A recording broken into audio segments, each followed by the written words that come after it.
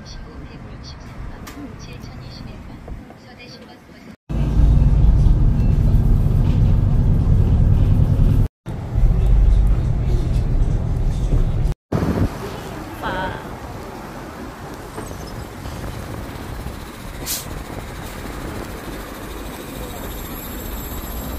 환승합니다.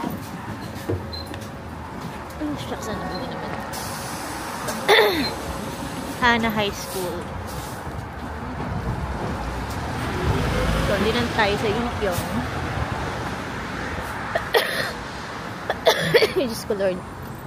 Sa paano pinapasok to? Meron ba tong lamig talaga? Shucks.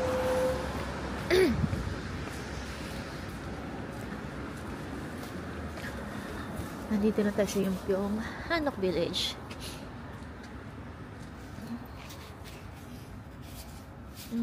That must be the coffee shop. Lakad-lakad lang dito. Ano ba to? Residential to? As in yung mga Hanok residential?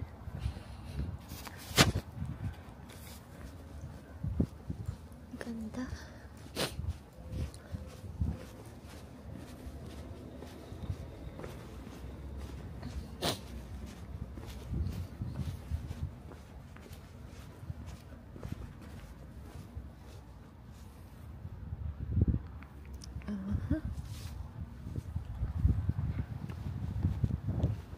Lamig.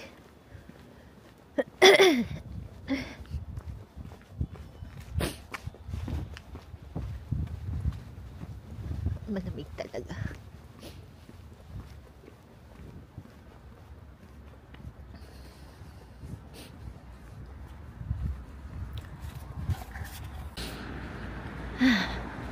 Yun yung history Hanok Museum. Sige, puntahan natin yan. And kapansin-pansin yung mataas at malaking bundok dun sa likod. May konting cherry blossoms sa paligid. May mga traces of white sa bundok. Snow kaya yun? Kasi yesterday nag-snow. And may cafe dito.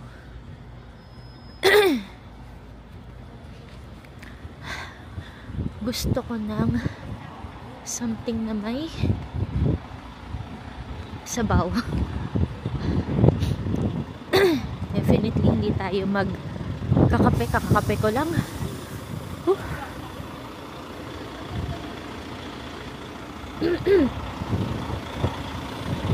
Wala ako na mga pictures dito sa Let then I'll go back. Ay, maganda kunan to. Teka lang. Wait.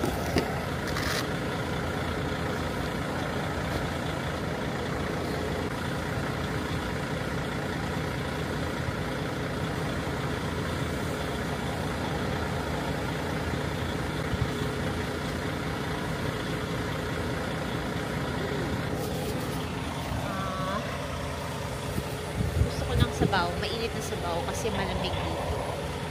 At yan ang view. I think dito, ang ma-appreciate mo dito is definitely less crowded. Then appreciate yung Hanok architecture, yung very unique neighborhood. I think coffee shops meron dito. Then merong Yunpyong History Hanok Museum. Let's check out. So, lakad-lakad lang tayo dito. And just check what else we can find in this place. Maganda nga mag-picture dito. Ang problema, wala naman akong photographer. Tsaka nangangatog na ako. As in, yung kamay ko, tinitiis ko lang pero ang lamig.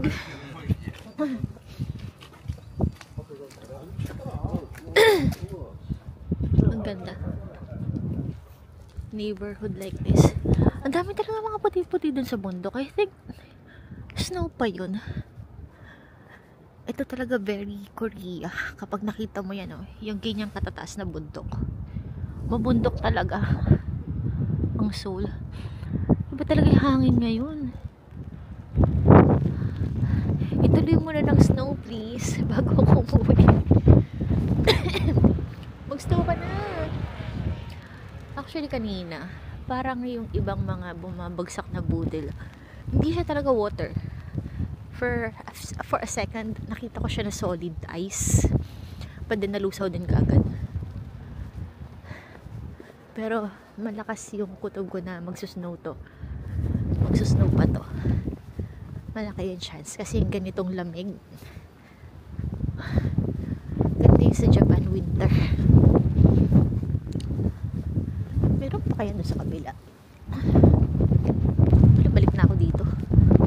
Iba talaga, tsaka sobrang lamig. Balik na tayo sa malapit sa Airbnb. Diyos ko po, Lord.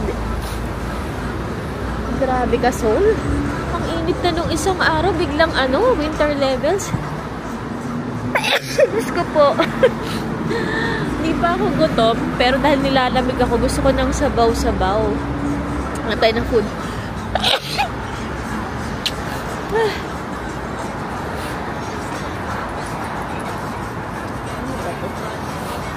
Sarap po yata.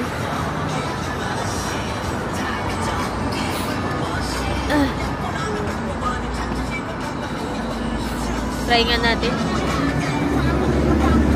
Tsaka si G-Dragon yung pinapatugtog nila. So, try lang natin dito.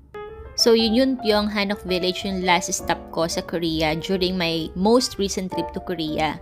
So, masasabi ko sa kanya, medyo malayo siya from the city center dun sa Seoul.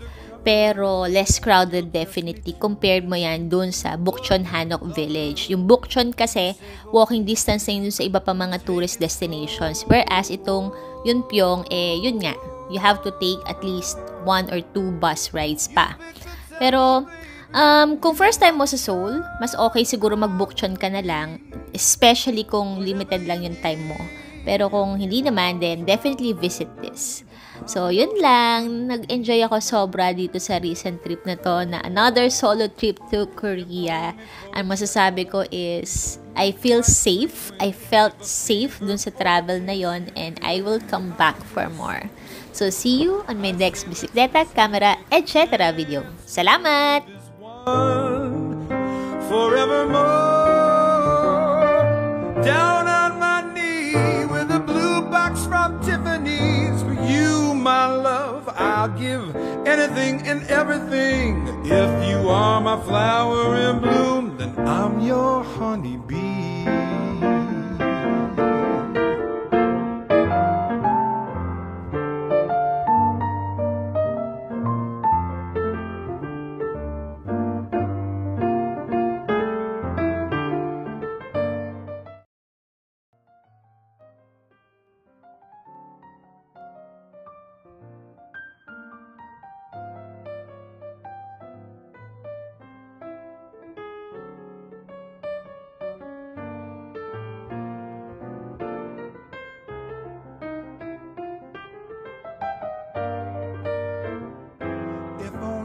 For a checkup, we'll meet quite frequent.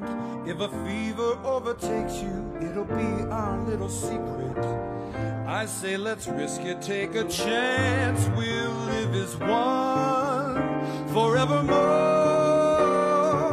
Down on my knee with a blue box from Tiffany's. For you, my love, I give anything and everything. If you are my flower in bloom, then I'm your honeybee. If you are my flower in bloom, then I'm your honeybee.